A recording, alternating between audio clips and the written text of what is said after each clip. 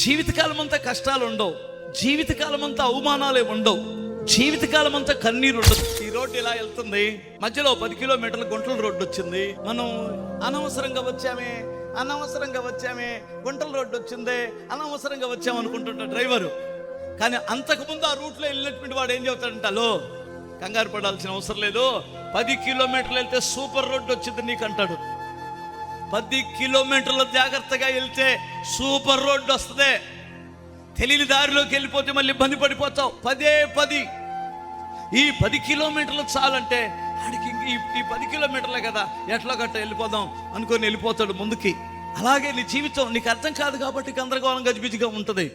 నీ కష్టాలకి ఎండింగ్ ఉంటుంది, తెలుసా నీకు ఆ విషయం? జీవితకాలం అంతా కష్టాలు ఉండవు, జీవితకాలం అంతా అవమానాలే ఉండవు, జీవితకాలం అంతా కన్నీరు ఉండదు. కొంచెం ఓర్చుకొని 4 అడుగులు ముందుకేస్తే మంచి రోజులు వస్తాయి.